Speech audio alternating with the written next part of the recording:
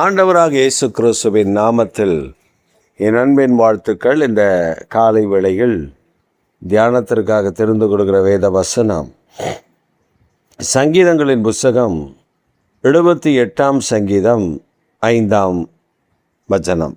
அவர் யாக்கோபிலே சாட்சியை ஏற்படுத்தி இஸ்ரவேலிலே வேதத்தை ஸ்தாபித்து அவைகளை தங்கள் பிள்ளைகளுக்கு அறிவிக்கும்படி நம்முடைய பிதாக்களுக்கு கட்டளையிட்டார். கர்த்தருடைய வேதம் ஒரு காரியத்தை நமக்கு கற்றுக் கொடுக்க விரும்புகிறது. அந்த வேத புஸ்தகத்தில் நாம் வாசிக்கிற ஒவ்வொரு வார்த்தைகளுமே ஆவியும் ஜீவனமாய் இருக்கிறது. பாண்டவர் சொல்ற யாக்கோபிலே சாட்சியை ஏற்படுத்தி இஸ்ரவேலிலே வேதத்தை ஸ்தாபித்து அதை தம்முடைய பிள்ளைகளுக்கு கற்றுக் கொடுக்கும்படி நம்முடைய பிதாக்களுக்கு கட்டளையிட்டாராம். யாக்கோபில் அவர் சாட்சி, இஸ்ரவேலை நடத்தி வழிநடத்தி வந்த கர்த்தர் அவர் செய்த அதிசயங்கள், ஆச்சரியங்கள், காரியங்கள் இவைகள் பின் சந்ததிக்கு சொல்லும் பொழுது சாட்சியாக சொல்லுவார்கள். அந்த காரியங்கள் இப்படி நடந்தது என்று சாட்சி சொல்லுவார்கள். இப்படி நடந்தது என்று காரியத்தை ஜனங்களுக்கு விவரிப்பார்கள். இஸ்ரவேலிலே வேதத்தை அவர் ஸ்தாபித்தார். நியாயப்பிரமாணம் என்ற ஒன்றை அவர் கட்டளையிட்டு அதை தம்முடைய ஜனங்கள் கை கொள்ளும்படி அதை ஸ்தாபித்து கொடுத்தார்.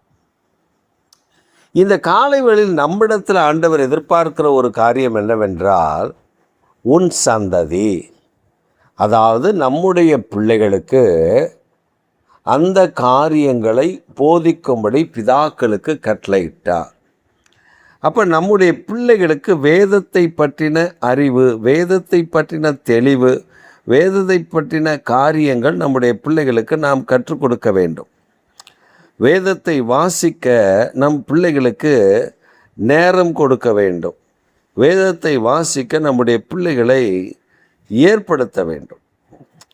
இப்போ நாம் நம்முடைய சந்ததி, நம்முடைய ஆசீர்வாதம், நம்முடைய நன்மை, நம்முடைய காரியம் இவைகளையே நாம் சார்ந்து போகிறோமே அல்லாமல் வருகிற சந்ததி நம்முடைய பிள்ளைகளுக்கு நாம் அதை கற்றுக் கொடுப்பது இல்லை. பழமையான காலங்களில் இப்போ ஒரு 30 வருஷம், 40 வருஷம் அல்லது 50 வருஷம் கூட எடுத்துக்கொள்ளுங்கள். இந்த வருடங்களுக்கு முன்பெல்லாம் சபை கூடினால், சபைக்கு ஜனங்கள் போனால் பிள்ளைகளை அவர்கள் பயிற்றுவிப்பார்கள். எப்படி தெரியுமா பயிற்றுவிப்பார்கள்? பிள்ளைங்க பைபிள் படிக்கணும், படித்தாதான் சாப்பாடு, இல்லைன்னா சாப்பாடு கிடையாது. பிள்ளைங்க ஒரு வசனத்தை, ஒரு அதிகாரத்தை படித்து எழுதி காட்டணும். பிள்ளைகள் ஒரு அதிகாரத்தை படித்து ஒப்புவிக்கணும். இதெல்லாம் ஒரு கிட்டத்தட்ட 70s 60s 70s இந்த நடைமுறை 90s வரையிலும் இருந்தது. அதற்கு பின்பு வந்த கலாச்சாரங்கள், அதற்கு பின்பு வந்ததான காரியங்கள் பிள்ளைகளை திசை மாற்ற ஆரம்பித்தது. இந்த 80ஸ்க்கு அப்புறம் சின்னத்திரை டிவி வந்தது. இந்த 80ஸ்க்கு அப்புறம் டிவி வந்ததுனால பிள்ளைகள் காரியத்தை கற்றுக்கொள்வதில் தொய்வு கொஞ்சம் கொஞ்சமாக ஏற்பட்டு இப்பொழுது அது முற்றிலுமாய் மாற்றப்பட்டு மொபைல் கையில் வந்து விட்டது. இப்போ இந்த மொபைலில் நல்லதும் இருக்கிறது, தீதும் இருக்கிறது. ஆனால் நாம் நல்லதை அல்ல, தீதையே மும்முரமாய் செய்து வருகிறோம். நம்முடைய பிள்ளைகள் மொபைல் யூஸ் பண்ணுகிறார்கள். அதில் பல காரியங்கள் பார்க்கிறார்கள். இன்ஸ்டா, ஃபேஸ்புக்கு, வாட்ஸ்அப்பு, டெலகிராமு, இப்படி அடுக்கி கொண்டே போகலாம். பல ஆப்புகள். இதை பயன்படுத்தி தன் நண்பர்களோடு சேட் செய்வது, இந்தியாவிலிருந்து பல வெளிநாடுகளில் பிள்ளைகளோடு பேசுவது, அந்த நண்பர்களோடு அங்கே பேசி பழகுவது, இதெல்லாம் இப்பொழுது பெரிதாகிவிட்டது. ஆனால் வேதத்தை சுமந்து செல்வதில் இன்றைக்குள்ள பிள்ளைகளுக்கு அது மிக வருத்தமாக இருக்கிறது. நீங்கள் பாருங்கள், உங்கள் பிள்ளைகளுக்கு வேதாகமம் இருக்கிறதா? உங்கள் பிள்ளைகளுக்கு மொபைல் வாங்கி தரீங்க, ஒரு 1 லட்சம் 1.5 லட்சம் இதெல்லாம் மொபைல் வாங்கி தந்திருக்கிறத நான் பார்த்துருக்குறேன். ஆனால் அந்த பிள்ளைக்கு ஒரு 1000 ரூபாயிலையோ 2000 ரூபாயிலையோ ஒரு பைபிள் வாங்கி கையில் கொடுக்க நம்மளால் முடியல. நாம் அதை செயல்படுத்த மாட்டேங்கிறோம். நம்முடைய பிள்ளைகளை படிக்க வைக்க, வேதத்தை போதிக்க பிதாக்கள் முற்படுகிறார்கள். ஆனால் இந்த சந்ததி அப்படி இல்லை. அப்படியானால் நம்ம வருகிற சந்ததி தேவனை விட்டு வழிவிலகி போவதற்கு நாமே காரணமாய் அமைந்து விடுகிறோம். அப்போ நம்ம இந்த பிள்ளைகளை கண்டிஷன் பண்ண முடியுமா? பண்ண முடியாது. ஆனால் அவர்களுக்காக ஜெபிக்க முடியும். அவர்களை நம்முடைய ஜெபத்தில் அமர செய்ய முடியும். அவர்கள் விருப்பம் இருக்கோ விருப்பம் இல்லையோ, நாம் ஜெபிக்கும் பொழுது நம்மோடு கூட சேர்ந்து அமர செய்ய முடியும். இதற்கு தான் குடும்ப ஜெபம் என்ற ஒரு காரியத்தை கர்த்தர் நமக்கு கற்றுக் கொடுத்திருக்கிறார். காலையில் ஒரு குடும்ப ஜெபம் பண்ணும்பொழுது ஒரு வேதத்தை வாசிங்க, மாலையில் ஒரு குடும்ப ஜெபம் பண்ணும்போது ஒரு வேதத்தை வாசிங்க.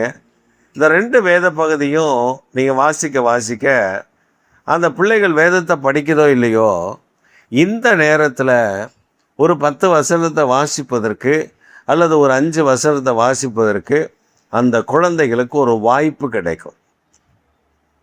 2வது, பொதுவாக நான் சொல்லுவது, பிள்ளைகள் படிக்கிறார்களா, முதல்ல பைபிளை வாசிக்க சொல்லுங்கள். அதுக்கப்புறம் புத்தகத்தை எடுத்து படிக்கலாம். அது ஒன்றும் தலை போகிற காரியம் இல்லை. ஒரு அதிகாரமோ 2 அதிகாரமோ அந்த பிள்ளைகள் வாசித்து விட்டு அதுக்கப்புறம் அந்த பாட புத்தகத்தை படிக்கிறதுனால அந்த பிள்ளைகளுக்கு ஒரு குறையும் வராது, நல்ல மதிப்பெண்கள் பெறும். ஆனால் சில நேரத்தில் இரவும் பகலும் பிள்ளைகள் வாசிக்கிறதை போல் இருக்கும். ஆனால் அவன் படிக்கவே மாட்டான். ஒரு பக்கம் லேப்டாப்பில் உட்காந்து நோண்டிகிட்டு இருப்பான், ஒரு பக்கம் மொபைலில் உட்காந்து நோண்டிகிட்டு இருப்பான். ஆனால் அவன் படிப்பதை போல் ஒரு பிம்பத்தை தன் பெற்றோருக்கு காட்டுவான். பெற்றோர் அப்படின்னு நம்பிட்டு இருப்பாங்க. ரிசல்ட் வரும்போது தான் தெரியும் முட்டை வாங்கினது. அப்போ நாம் வளர்க்க வேண்டிய பிள்ளையை வளர்க்க வேண்டிய விதத்தில் வளர்க்க வேண்டும்.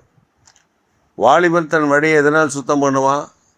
வேத வசனத்தினால தானே. இப்போ வாலிபன் பலவான் கையில் உள்ள அம்பு. அந்த அம்பு யார்கிட்ட இருக்கணும்? கர்த்தருடைய கரத்தில் இருக்கணும். அப்போ தான் அந்த அம்பு உறுதியாக நிற்கும். இல்லைன்னா அந்த அம்பு என்ன பண்ணும்? கண்ட இடத்துல பாயும், கண்ட இடத்துக்கு போகும், கண்ட இடத்துல நடத்தும். அது அந்த அம்பார துணியினால் அது நிரப்பப்படாது, அது வேஸ்ட் ஆயிரும். ஆனால் கர்த்தருடைய கரத்தில் இருக்கிற அம்பு எப்படி இருக்கும்? நிலைத்திருக்கும். கர்த்தருடைய கரம் அவரோடு கூட இருக்கும். இதை தான் கர்த்தர் யோசேப்புக்கு சொல்கிறாரு.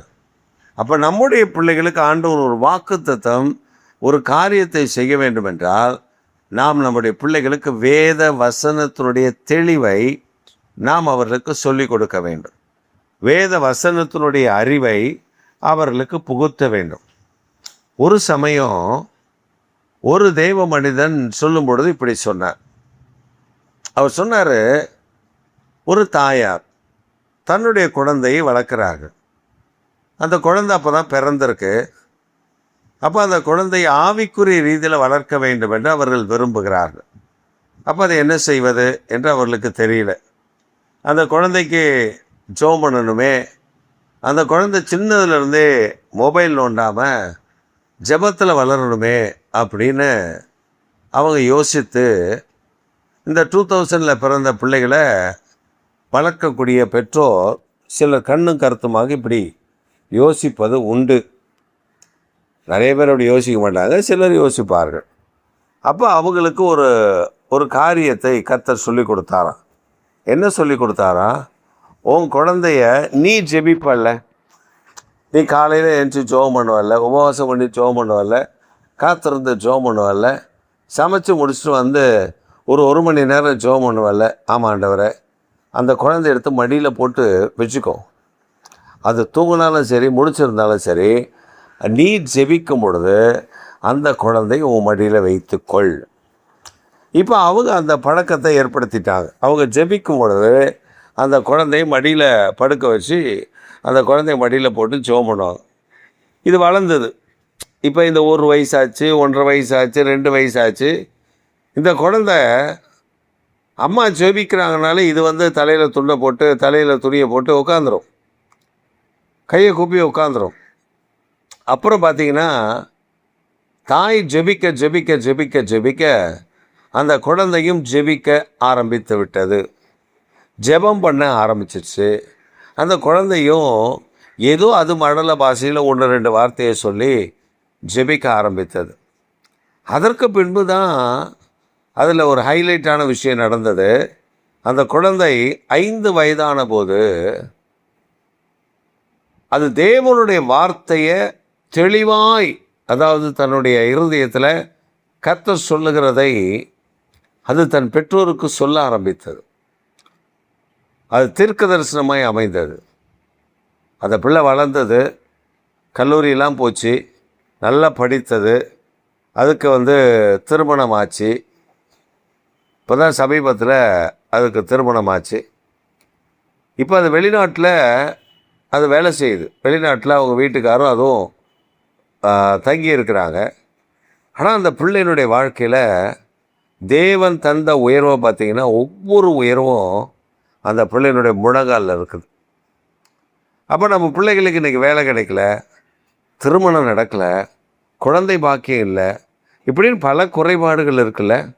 இது பல குறைபாடுகளோடு கொண்டு நம்ம வாழ்ந்து கொண்டிருக்கிறோம், தெரிகிறோம், எல்லாம் பண்ணுறோம். ஆனால் அந்த பிள்ளைக்கு ஏன் அந்த காரியம் நடக்குது, அந்த பிள்ளைக்கு ஏன் இந்த சம்பவம் நடக்குது, அந்த பிள்ளை ஏன் இப்படிப்பட்ட பாதிப்புக்குள்ளே இருக்கிறது அப்படின்னு சொல்லி ஒரு நாளாவது யோசிச்சிருப்போமா?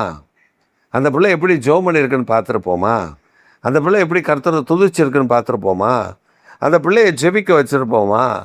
அதை அதன் பாதையில் நடக்க விட்டுட்டோம். அது போகிற வழியில் நடக்க விட்டுட்டோம். அது சொல்கிறத நம்பிட்டோம், அது செய்கிற காரியத்தை நம்பிட்டோம். ஆனால் அது பாவத்திலையும் தீமையிலையும் பிடிக்கப்பட்டு சபைக்குள்ளே வரும்போது பரிசுத்தமாக நடிக்கும். நிறைய பிள்ளைகள் நான் பார்த்துருக்கேன், சபைக்குள்ளே வரும்போது பரிசுத்தம் போல நடிக்கும். ஆனால் வெளியில் இருக்கும் பொழுது அதோடைய நிலைமை வேறு மாதிரி இருக்கும். அப்போ அந்த பிள்ளைகளுடைய வாழ்க்கையில் அதை எங்கே பார்க்கலாம் தெரியுமா? அந்த குழந்தைகள் திருமணமான பின்பு அல்லது அந்த குழந்தைகளுக்கு திருமணம் ஆக வேண்டும் என்று வரும் பொழுது, அந்த பிள்ளைகள் வேலை வாய்ப்பு கிடைக்க வேண்டும் என்று வரும் பொழுது, அந்த பிள்ளைகளுக்கு ஒரு காரியத்தை ஆண்டவர் செய்ய வேண்டும், ஒரு நன்மை வேண்டும் என்று வரும் பொழுது அது நடக்காது. அலைந்து திரிய வேண்டும், திருமணம் ஆயிரும், குழந்தை இருக்காது. வேலைக்கு போகணுன்னு அந்த பிள்ளைங்க நினைக்கும், வேலை கிடைக்காது. அப்போ கர்த்தர் பாருங்கள், அவரை தேடுகிற பிள்ளைகளுக்கு சகல நன்மைகளும் குறைவிடாது. இதான் உண்மை. அதனால் பெற்றோராகிய நீங்களும் நானும் செய்ய வேண்டிய ஒரு பெரிய கடமை இருக்கிறது. யாக்கோபிலே சொல்லப்பட்ட சாட்சி, இஸ்ரவேலிலே கொடுக்கப்பட்ட வேதாகமம், இவைகளை கர்த்தர் நமக்கு ஸ்தாபித்து சாட்சியை கொடுத்திருக்கிறார். இதை நம்முடைய பிள்ளைகளுக்கு பிதாக்களாகிய நாம் சொல்லிக் கொடுக்க வேண்டியது, கற்றுக் கொடுக்க வேண்டியது கடமை. நாம் கற்றுக் கொடுக்கும் பொழுது அந்த பிள்ளைகள் சத்தியத்தில் வளரும், சத்தியம் அவர்களை விடுதலையாக்கும். அப்போ தேவனுடைய ஜனமாகிய நாம் நம்முடைய பிள்ளைகளை சத்தியத்தில் வளர்க்காமல் போனால் வரும் சந்ததி சத்தியமில்லாத சந்ததியாய் மாறிவிடும். தேவனை அறிகிற அறிவில்லாமல் போய்விடும். கர்த்தர் யார் என்று கேட்கக்கூடிய நிலைமைக்கு வந்துவிடும். இன்றைக்கு அநேகர் சொல்லலாம், நான் உத்தமன், உண்மையாக இருந்தேன், எனக்கு இந்த காரியம் இப்படி அப்படின்னு நம்மகிட்ட கதை சொல்லலாம். ஆனால் அவருடைய அந்தரங்க வாழ்க்கையை பார்த்தீர்கள் என்றால் பாவம், அதான் வாலிப நாட்களில் பாவத்திலே மிதந்திருப்பார்கள். ஆனால் இப்போ கொஞ்சம் ஏஜ் ஆனவுடனே, ஒரு 30-35 ஆனவுடனே, இப்போ எனக்கு இந்த நன்மை இல்லை அந்த நன்மை இல்லைன்னு புலம்ப ஆரம்பித்து விடுவார்கள். அப்போ அந்த வாலிப வயதிலேயே கர்த்தரை தேடி இருந்தால் இவ்வளோ வேதனை வருமா, குளறுபடி வருமா, பிரச்சனை வருமா, போராட்டம் வருமா, நெருக்கடி வருமா? அல்லது ஒரு பிள்ளை நல்லா ஜெபிக்க பழகி இருந்தால் அவனுக்கு குறைவு இருந்தாலும் கர்த்தர் அதை நிறைவாக்கி போடும்படி அந்த பிள்ளை நல்லா செபிக்க ஆரம்பித்து விடும். அந்த மகன் நல்லா செபிக்க ஆரம்பித்து விடுவான். அதனால் இந்த காலை வேளையில் நமக்கு கர்த்தர் தந்திருக்கிற சாட்சி, நமக்கு கர்த்தர் கொடுத்து ஸ்தாபித்திருக்கிற வேதத்தை நம்முடைய பிள்ளைகளுக்கு கற்றுக் கொடுக்க மறவாமல் இருப்போம். அது நம்முடைய சந்ததிக்கு ஆசீர்வாதங்களையும் உயர்வையும் கொண்டு வரும். ஆமென், ஆமென்.